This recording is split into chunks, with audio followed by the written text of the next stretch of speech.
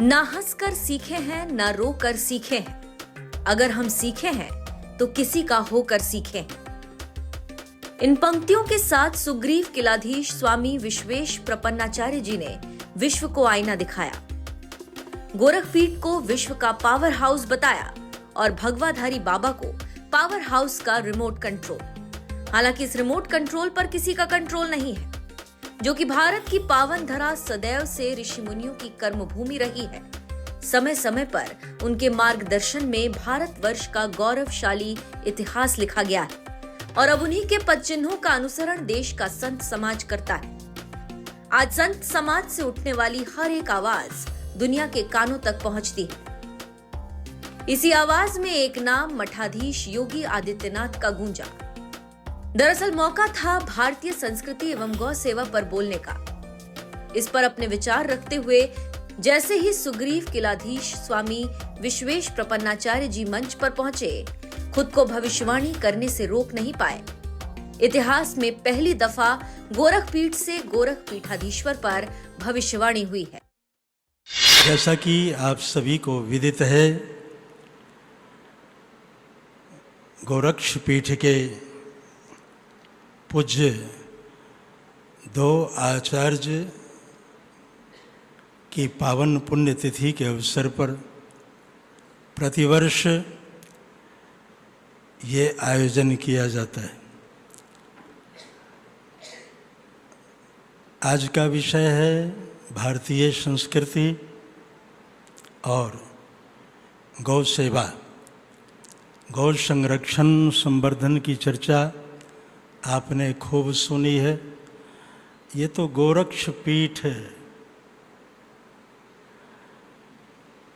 मैं अपना निज मति कहूँ तो भारतीय संस्कृति ही नहीं,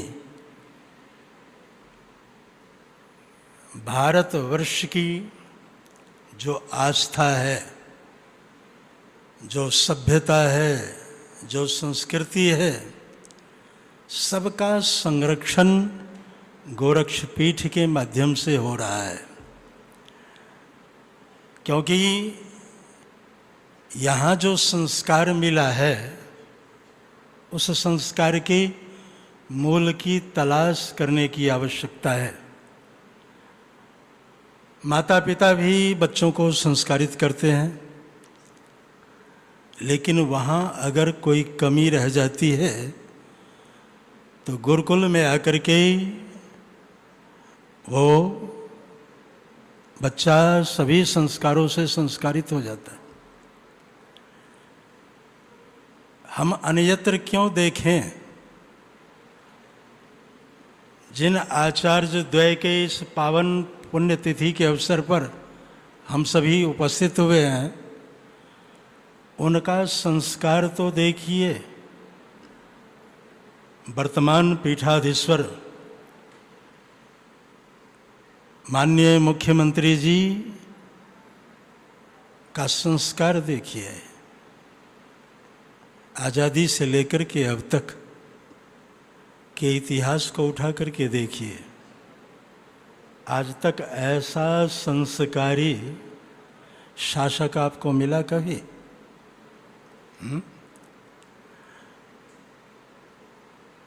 जो सभी परंपराओं का निर्वहन करता हो, सूक्ष्म से सूक्ष्म वस्तु पर भी जिनकी पैनी दृष्टि हो। मुझे स्मरण है, गत वर्ष मैं आया था और 2 मिनट के लिए महाराज जी के पास बैठने का अवसर प्राप्त हुआ तो छरी लेकर के आया था। एक दंड जो है, दंड तो दंड है, दंड की बड़ी महिमा है, लेकिन हम उसमें अधिक समय नहीं गंवाना चाहते हैं। नहीं तो हमारे यहाँ ब्रह्मांड छत्र दंड सद्धृत भवनाम भोरुहो नाल दंड क्षौणी नवकूप दंड क्षर दमन सरित पट्टिका केतु दंड ज्योतिष चक्राक्ष दंड। तो दंड की बहुत महिमा है। इसलिए हम उस दंड में नहीं जा सकते हैं। अब वो कौन सा दंड था, त्रिदंड था या दंड था, एक बेंत लेकर के आए थे। महाराज जी से 2 मिनट वार्ता हुई और संकेत मिला कि आप जाएं, क्योंकि अन्य लोग आने के लिए आतुर हैं। हमने कहा ठीक है। मैं उठा और चलते बना तो आवाज़ लगाई, अपनी छड़ी तो लेते जाइए।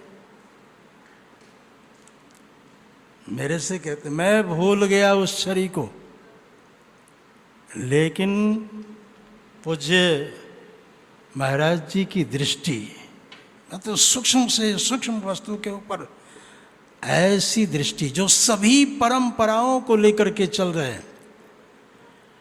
आज हम सभी बरभागी हैं ऐसे ही संस्कार को देख करके, ऐसे ही सभ्यता को देख करके, ऐसी ही गौ सेवा को देख करके देवताओं ने भारत भूमि की सराहना की है। आप सभी नित्य भागवत जी की कथा सुनते हैं, कभी राम कथा तो कभी श्री कृष्ण कथा, और भागवत जी में भारतवर्ष की महिमा का खूब वर्णन किया है।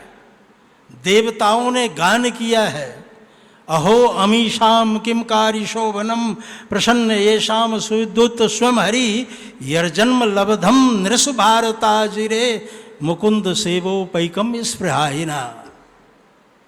स्पष्ट है, अहो अमीशाम किम कारी शोभनम, ये भारत भूमि में जिनका जन्म हुआ है वो कितने बरभागी हैं। ये तो देवा ही गायंती, देवता लोग गा रहे हैं। भारत भूमि में जिनका जन्म हो गया है उनके जन्म और जीवन की सराहना देवता लोग करते हैं। किम कारी शोभनम प्रसन्न येषाम सुविद्युत स्वयं हरि, भगवान किस बात पर प्रसन्न हो गए हैं?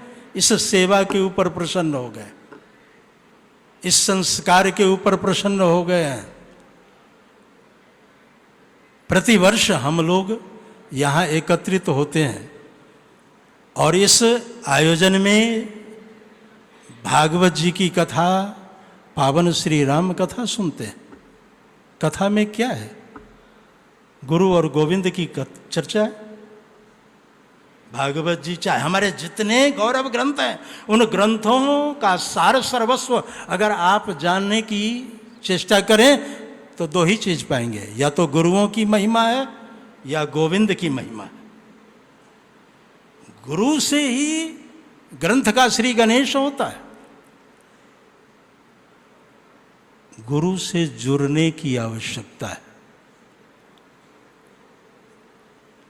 जैसे हम विद्यालय जाते हैं तो विद्यालय में जिनसे हम शिक्षा प्राप्त करते हैं उनके प्रति आदर की भावना हो। गौ के थन में दूध तो है, लेकिन उस दूध को पीने के लिए बछड़ा बनने की आवश्यकता है। जब तक हम बछड़े के रूप में नहीं जाएंगे, थन में दूध तो है, वो गौ माता दूध नहीं देगी, बछड़ा बनना होगा। न हंसकर सीखे हैं न रोकर सीखे हैं, हम जो कुछ सीखे हैं किसी का होकर सीखे हैं। माता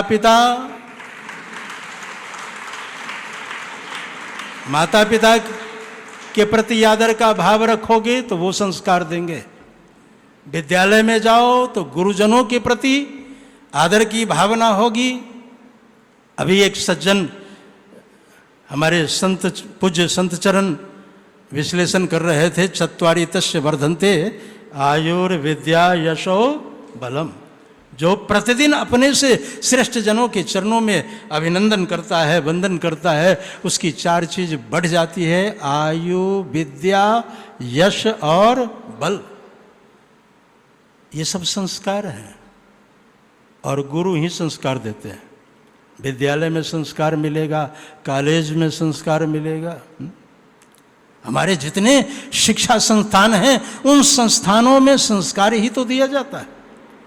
और इन संस्कारों को देख करके, इन सेवा भाव को देख करके, इस कैंकर्य लक्षण विलक्षण को देख करके देवता प्रसन्न हो जाते हैं। अहो अमीशाम किम कारिशोवनम प्रसन्न येषाम सुविद्युत स्वयं हरि। भगवान प्रसन्न हो रहे हैं भारतवासियों के ऊपर। वो सारे संस्कार गोरक्षपीठ में है। गोरक्षपीठ सारी दुनिया का मार्गदर्शन कर रही, सारी दुनिया का। आज पूरे देश दुनिया में अगर कहीं चर्चा है तो वो गोरक्षपीठ की चर्चा है। भारतीय आस्था को, भारतीय संस्कृति को, भारतीय सभ्यता को अब हमारे पूज्य माननीय मुख्यमंत्री जी मूर्त रूप देने जा रहे हैं।